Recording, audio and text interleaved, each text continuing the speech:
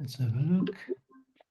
Good afternoon, everyone, and welcome to the IMAA's Insights and Innovation Series for a very special Tuesday session post-Easter. I hope everyone's not as full as I am after eating too many Easter eggs. Today we've got a special session. We've got OZtam joining us and Doris, who's going to run us through BVOD Connect. Talk about that, introduce it to the sector, talk about the key benefits and what does it mean to independent agencies, more importantly, followed by a Q&A and next steps. So without further ado, I'll hand up to Doris. Doris, over to you, mate. Thanks, Sam, and good afternoon, everyone. For those that I haven't met before, my name is Doris van den Wiesenbos. I am the project manager for the BVOD Connect initiative. And to share a little bit of background information on this, we started this initiative over a year ago now. And since then, we've done a lot of industry consultation with SSPs, with DSPs, and I represent OZtam on behalf of all its shareholders here today. And as you will see also from the people on the call, is that we do have a broad representation of 7, 9, 10, and OZtam here today to demonstrate that this is a collective initiative by the participating broadcasters and OZtam and its shareholders as it stands. So, as Sam alluded to, the agenda for today is that we are going to share an overview of what the BVOD Connect initiative is all about. We've got a few slides that we've prepared for you that we'll walk through in about 25 to 30 minutes. In there, we'll give you an overview of the BVOD Connect initiative, what it is, also what it is not, what are the key benefits, and then we'll go under the hood to show you how it works. So what are some of the key workflows as we see them emerging? And then we'll wrap up with what we've learned over the last few months through that industry consultation process where we engaged with all of the SSPs and the DSPs in the market that the broadcasters are in relationship with. And we'll share with you what we received as feedback and how that then translates into the scope for the first deployment. We will have a few people presenting today. I'm about to hand over to Nicole Benz from 7 to give us that overview. And I will then close up again after about 30 minutes with the next steps so that you know what the immediate actions will be coming out of this and how we work towards deployment of the BVOD Connect solution. So that's the agenda. And with that, I'd like to hand over to Nicole Benz to give us an overview of what the BVOD Connect is all about. Thanks, Doris. Afternoon, guys. Happy Easter. The next set of 3 slides have got, sort of similar information across them, but just approaching it all from a different perspective. And I won't read out everything because, I haven't got enough time for that. So I'll let you guys kind of scan it. But just to sort of talk you through the background. So most of you may or, may not have heard anything about BVOD Connect. I think we had a little leak to the press a few months ago. Some of the information that was in that article was accurate and some of it, was not accurate. And we didn't sort of officially feed in any information into that. So I'm conscious that this may be the first time that you guys have sort of heard about this. So just sort of going back into giving you guys some background around this. So as part of, the rollout of VOZ and some of the initiatives that OZtam were looking at to understand how we would trade digital inventory in relation to VOZ, there was a huge, overwhelming sort of voice of customer feedback that came through really around starting to think about how we would be able to look at trading, particularly, the unified ID through the programmatic channels. And that was what, kicked off a lot of the work that we did to really start thinking about what the solution could be. As Doris said, we've been working on this project for quite some time now. And as all of you are probably aware, quite a lot has been changing in the macro landscape around privacy. And so that has really become sort of a core underpinning requirement. And we have pivoted, in certain areas to really address that. But in simplicity, BVOD Connect is really about how we bring together multiple inventory sources across different broadcasters and how we start to unify the approach to how we trade those audiences. So underpinning it by, one identifier that allows you to be able to generate a number of different benefits off that. So one of the things that we know is frequency capping across multiple sources can be challenging. So by bringing together that unified ID, it allows you to be able to trade across the broadcasters and know exactly how many times, you're hitting a particular person. It also allows us to bring in consistent data sets. So as we start to think about moving beyond just frequency capping, but into things like targeting age and gender, it allows us to work with, one unified data set. All of us have very strong first party data, but it ensures that when you're trading that, you're looking at sort of consistency.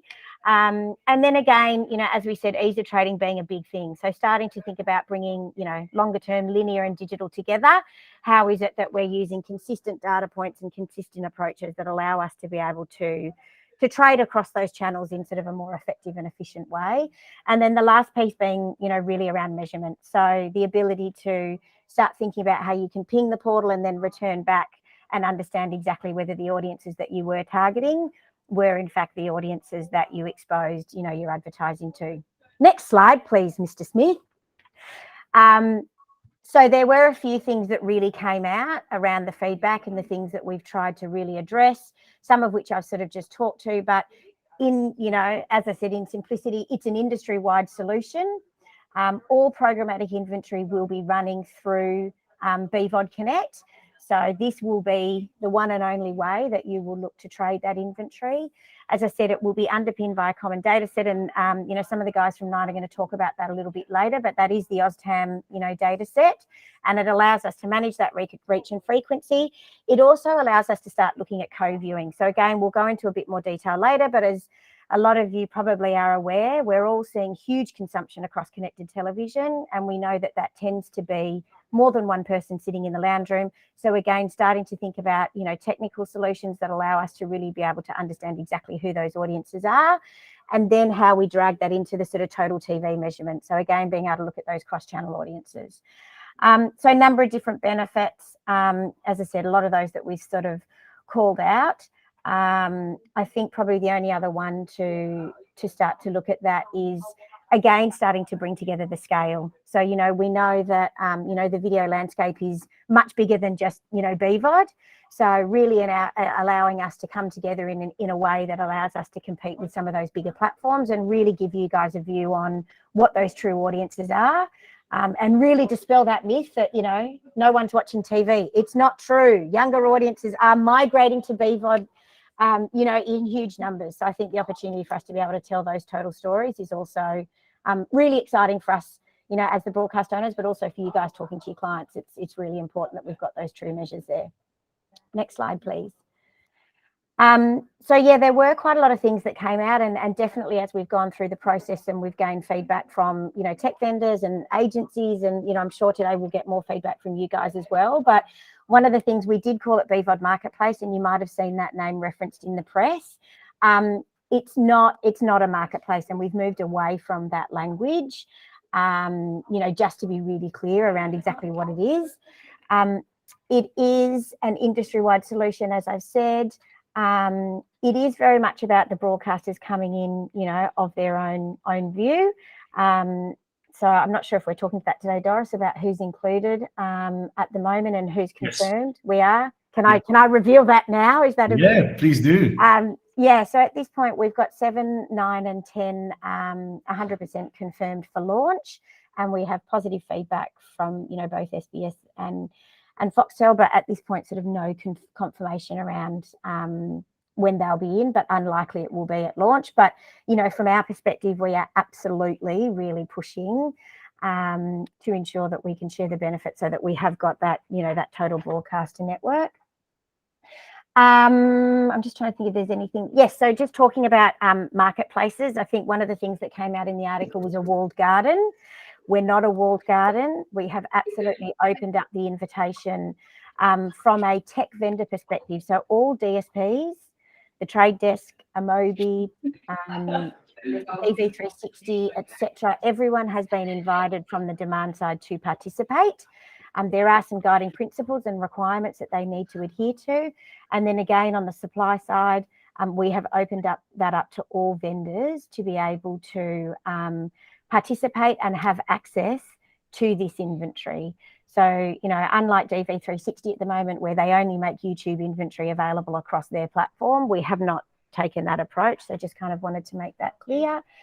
And then, yes, from a targeting perspective, so absolutely still trying to maintain all of the solutions that you or your clients might be accessing now, whether that's audience matching or being able to access those second-party data partnerships. You will still be able to do that, you know, via your individual broadcast relationships. But what we're trying to do is really create a solid baseline across all of our inventory, as we said, from an identity layer and then those more sort of basic, you know, demo targeting. And also very focused on privacy. So I indicated that at the beginning. It's a changing landscape.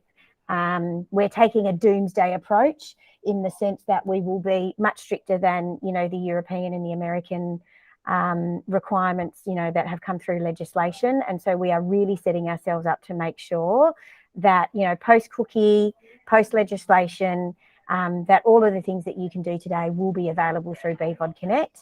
And it will, you know, be a seamless transition as we start to see those changes coming through from a macro perspective. That's it from me. Thanks, guys. Thanks, Nicole. Over to Ben Campbell to walk us through the OZtam ID and a little bit more details on how this solution will work. Hello, everyone. Yeah, my name's Ben from Nine. Just to build upon what Nicole was just sharing with you then, as she said, as she touched on the voice of the customer slide in particular, central to being able to manage frequency across all the different broadcasters is building out and maintaining a universal ID across each of the BVOD solutions. So the BVOD Connect solution will be supported by the OZtam ID as a universal identifier. The OZtam ID has been developed by OZtam, and that's the ID which underpins the VPM and the VOZ data sets. And OZtam has an ID on every viewer behind a device. So it's a person-based identifier rather than a device-based identifier. And OZtam has also assigned a demographic to each viewer that it holds an ID on. So the OZtam model incorporates multiple data sets, which you can see there on the screen, that goes into building out that ID. And there's things like the metro and regional audience measurement panels, all the first-party registration data, and then it's also enhanced with OZtam's own streaming meter panel data. So there's a lot of really robust, substantial data sets that go into building out that ID. And OZtam has also assigned co-viewing to different devices as well. So never on a website or a mobile devices, there's only ever one viewer per device on those devices. But for connected TVs, OZtam assigns co-viewing.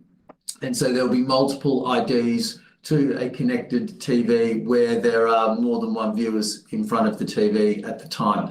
And OZtam sees different co-viewing factors around different events such as, you know, State of Origin, Olympics, football finals, etc., where we tend to see higher co-viewing taking place. Next slide, please. So the OZtam ID will be activated through the bid stream, the programmatic bid stream, which is what will enable frequency capping universally across all the participating broadcasters. So OZtam will make available an encrypted version of the OZtam ID, which is being called the BVOD ID. So the BVOD ID is the encrypted OZtam ID. And that will be made available to each of the broadcasters when someone hits play on their BVOD service. So that will enable the broadcaster to receive that ID from OZtam and then pass it in the bid request to programmatic buyers. And the BVOD ID will be in the same format of an IFA, and it will be replacing the IFA in the IFA field of the bid request. So that will enable your DSPs to continue to frequency cap off that ID as an alternative ID to the IFA. We will rotate the hash of the BVOD ID every 90 days. That's now been confirmed. And this is really to avoid any form of data leakage. So you can see, if we just walk through the diagram here below, when someone hits play on any one of the BVOD services, let's say it might be 10 would call an API that has been built by OZtam that will return back the BVOD ID and associated demographic for each of the viewers in front of the screen. The same will happen on 7 Plus and 9 Now when someone is playing streams on each of the BVOD services. So if there's one viewer who's watching all of those services, there will be a unique and persistent identifier for that viewer across all of the different services. Each of the broadcasters will then pass that ID to their respective SSPs, and the SSPs will expose that in the bid request, as I mentioned earlier on. So your DSP, when you're then frequency capping across the different BVOD services, you'll see that same persistent ID across all BVOD services. And so that will enable you to manage frequency universally across the BVOD market for the participating broadcasters. Next slide, please. And importantly, the solution will incorporate co-viewing. So I mentioned before that OZtam is assigning co-viewers to connected TVs. And this is what will enable you to manage frequency and provide the opportunity to maximize the reach for your campaigns. So as I'm sure you'll be familiar today, DSPs use various device-based identifiers to frequency cap campaigns. So that could be an IFA, or it could be a synthetic ID that they have built themselves from different signals like IP addresses and user agents to assign an ID. But the problem with a lot of those IDs is that none of them incorporate co-viewing, which just doesn't reflect how BVOD is consumed across connected TVs today. And as a result of that, your DSP will cease targeting your campaign to a connected TV once you've reached the cap on that device, even if there are different members of the household who are in front of the TV at the time and haven't been exposed to the ad. And it's really that inability to measure and transact on co-viewing, together with how frequency capping works within the ad tech ecosystem, which is restricting the reach that you can achieve through BVOD today. And that's what BVOD Connect is seeking to address. So what we will do is duplicate the bid request for each viewer in front of the device and assign the unique ID to each bid request that is sent out. And so that means that you can manage your reach at a viewer level rather than a device level. And it will provide a mechanism for your DSP to bid where members of the household in front of a connected TV have yet to be exposed to the ad. So I'll just walk through a bit of a diagram here of how this would work. If you have two men, 25 to 54, and a female, 25 to 54, in front of the screen watching 9 Now, 9 Now will call the OZtam real-time demo and ID API to return back the IDs and associated demos for each of the viewers in front of the TV. 9 Now would then pass that through each of those IDs and associated demos to the SSP. And the SSP, for one impression, would send out 3 different bid requests. So it's still one impression, but 3 different bid requests, one for each viewer in front of the TV. So as you can see, the first bid request would have one of the IDs and men 25 to 54. Second would have another ID, the female 25 to 54, and so on. And so when your DSP is managing frequency, you might overlook that first impression because you've already reached that particular ID 3 times if you had a frequency cap of 3. You might overlook the second impression because the targeting doesn't align if you're targeting men 25 to 54.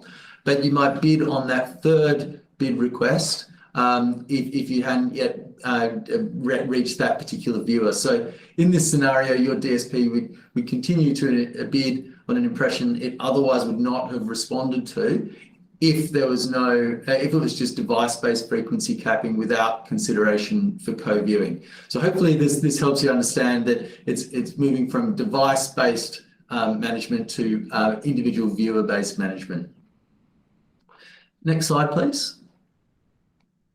And importantly, again, as Nicole mentioned earlier on, all of the audience targeting will be supported through a common data set, which will be the OZtam demographics, but it won't compromise on any of the addressable data that you use for targeting with the individual broadcasters today. So BVOD Connect will provide the ability to either target OZtam demographics or work with the individual broadcasters using their own addressable data set. So these will be two different data sets. So if we look at the OZtam demographic data, this is a model data set that's built by OZtam. It will be a common data set available across all the participating broadcasters, and it will be household data that incorporates co-viewing. And you can see there the 13 different audience segments that will be made available there. On the flip side, the broadcaster addressable data will be deterministic data sets that are built by each of the different broadcasters single sign-on, and they will be unique data that's available to each broadcaster and across their individual inventory only. That data will be tied to an individual single sign-on account holder, and it will be much broader than the demographic data that OZtam will be limited to. So you'll have demographics from declared attributes that each of the broadcasters have, but they'll also have things like household location, behavioural and third-party data sets too. So just want to make that really clear that this will be an additional data set that you'll be able to use across all the broadcasters on top of all of the first-party data that the broadcasters already have today, which you can use for targeting. Next slide, please.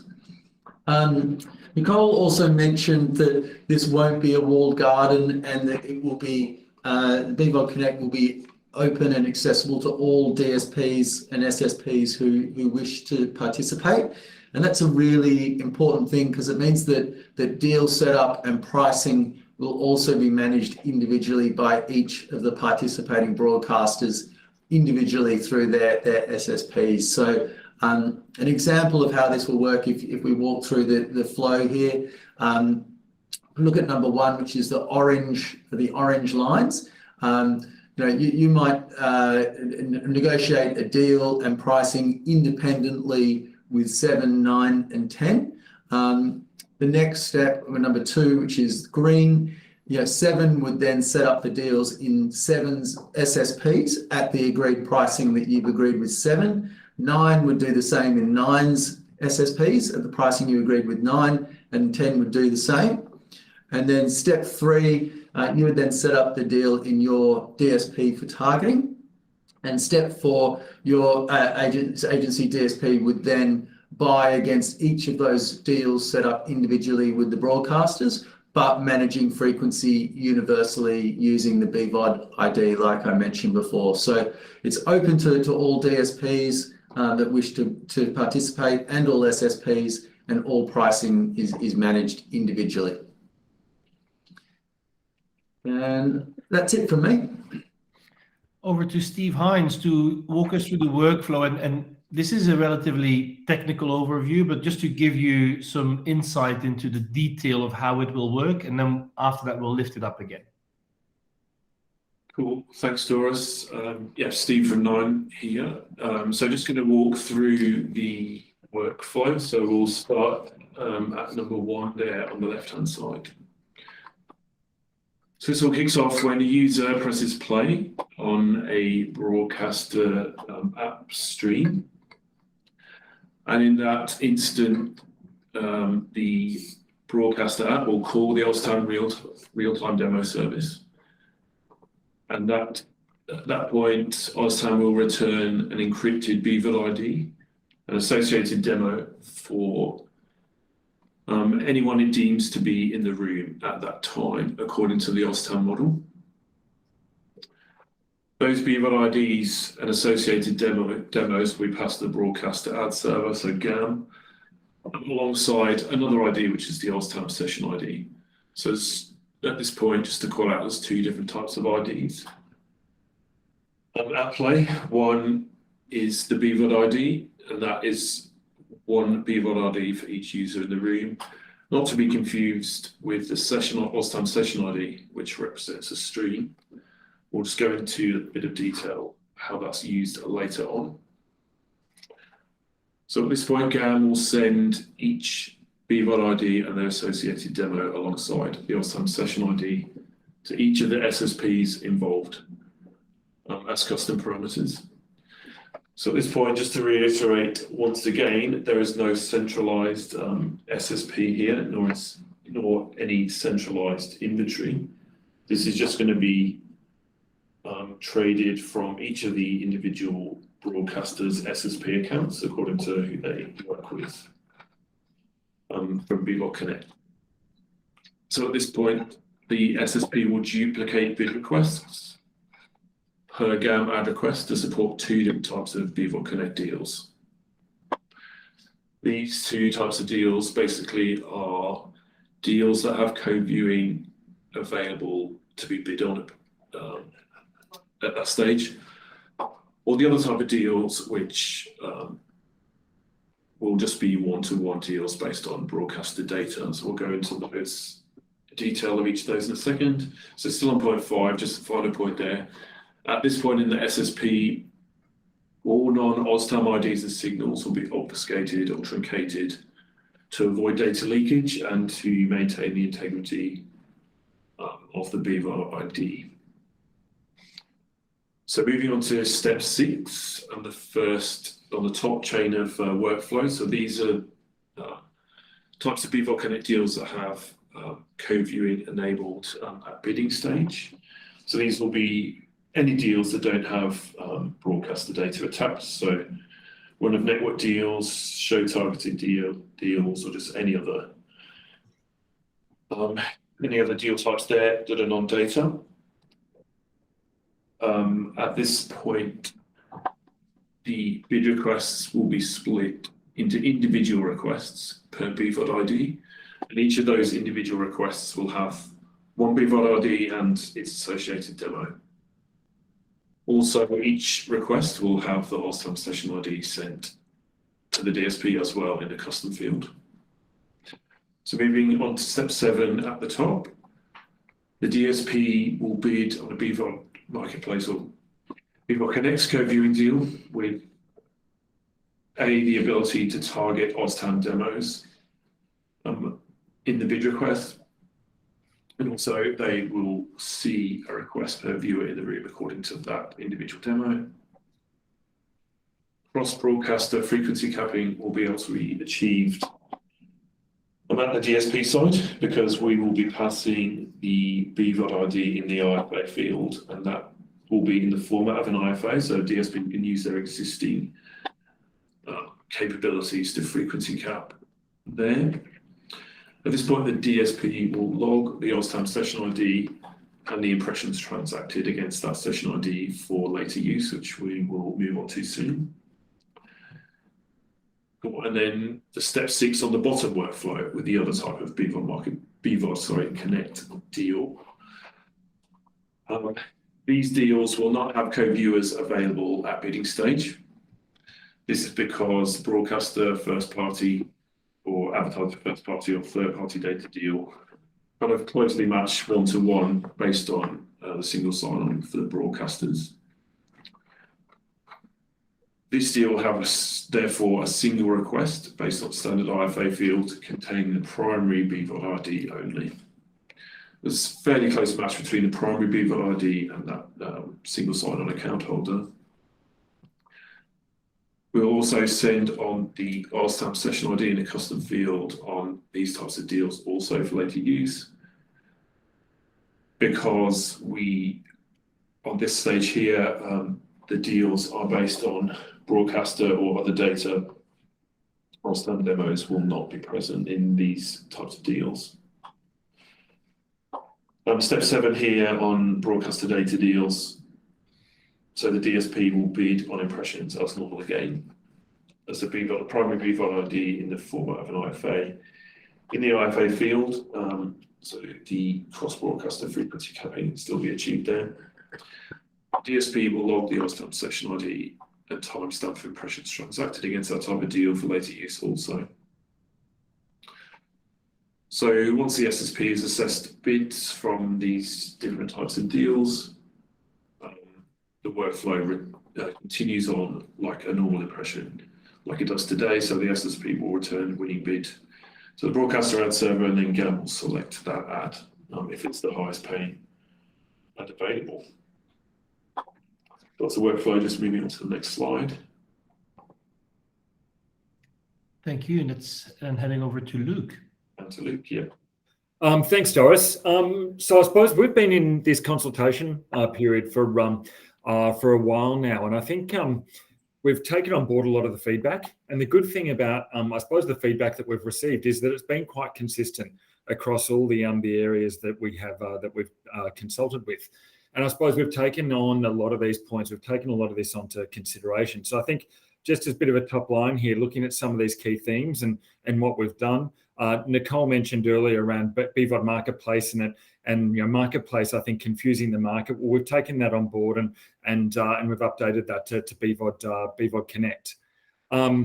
Few questions around data obfuscation requirements. So again, we've taken that on board. User agent is something that will be able to be passed because there were going to be IVT issues or fraud reasons, and the IP address will still take into account levels of the last digits, so that there are levels of geographic targeting that can take place.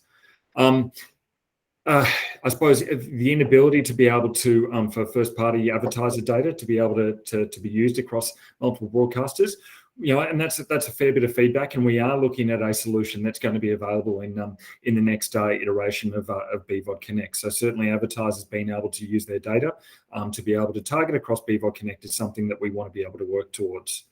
There's been other points around attribution, or there is a solution that we've got defined with that, where we will be able to measure attribution. A lot of people have mentioned the timeline that we have, and listen, there are different vendors that are talking about different lengths of time that they require to be able to do the work. There are some who are very keen and jumping out of the gates to be able to get to it, which is great to see. Some bits of feedback around the potential of or the redirection of BVOD growth. I think the general feeling has been that when people are across BVOD and also broadcast, that this is something that's really going to benefit. Whereas I think digital buyers, there might be some additional considerations that they need to take into account. In terms of 7, there's technical standards between DSPs and SSPs. OZtam have got a technical specifications document that's been released with all the SSPs and DSPs, so they're working towards that. For a lot of digital buyers, OZtam is a new brand that they aren't necessarily familiar with. So there have been education sessions with both the buy side and also the supply side for those vendors, so that they now have a greater understanding of what the OZtam ID and how it's created. And I think that final point there is that there is quite a bit of excitement just about how BVOD is evolving, and making sure that we're ahead of the curve in terms of any privacy changes, and just making sure that we have a suitable identity solution for buyers to be able to take on board, and we're absolutely in agreement with the feedback that we've received on that. Thanks, Luke. I'll finish up with the next steps. And then we'll open it up to Q&A. So Nicole already alluded to SBS and Foxtel. We are in positive conversations with them, and we hope for them to be included because we believe that will make the proposition only stronger. So far, the feedback from them is positive, but I think it's a question of timing, to be really transparent here with all of you. And therefore, we are likely to launch with 7, 9, and 10, and then welcome them as per the inclusive approach that we've always taken at the later stage. Regarding the phase of our project, building on the industry consultation that we've shared with you, we are well and truly in the build phase now with the SSPs and the DSPs, based on those technical specifications shared. And that means that we have also made some plans for testing, which we are going to execute on in May. There's a bit of testing that is happening between the broadcasters and and OZtam regarding that return of the OZtam ID, and the data and the latency around that to make sure that this is all working properly. But the end-to-end testing with the SSPs and DSPs will be happening in May. And then looking at the end stage, we're expecting deployment in Q3. It is deliberately vague because obviously in engaging with agencies like yourselves, with also the agency holding groups, we need to make sure that we provide the right change management support, the communication, so that they can and you can communicate with your clients about how this might change the ways of working.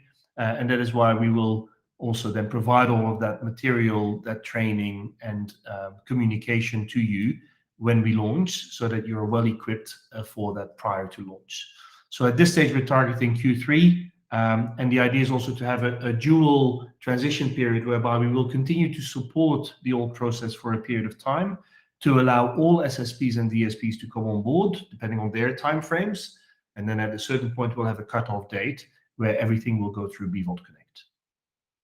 So that's the update that we wanted to share with you today. With about a few minutes left on the clock, we really want to give you the opportunity to ask any questions, and I'll redirect them for who will answer your questions. So who would like to ask any questions? Most of the times we don't get a lot of questions in these sessions, so don't feel insulted if there's none forthcoming. Not at all, not at all. We realize also that we've given quite a detailed update because there's obviously a lot of work that has been gone through this. I've just got one. Sorry, can you just recap on how the costing works? How does for an independent agency, when we get on board, how does that costing model, where does it sit, and how do we cover that cost? Sure. Doug, is Doug online? Doug, do you want to cover that question? I am, Doris. Can you hear me? Yes. Yeah, so the access to VOZ where the reach and frequency sits, you have to be a subscriber to the OZtam data, but also a subscriber to the regional TAM data. And so we've been having conversations with Sam about trying to get a package that'll cover the independents. Right. Some of the agencies have gone through other holding places to get access to data or subscribe direct, but we're just working through that now. So Sam, I'll give you a call after and we'll see what we can do. All right. Any more questions, guys? Well, we'll make this available for behind the closed YouTube channel, and then when appropriate, we can also amplify it as well.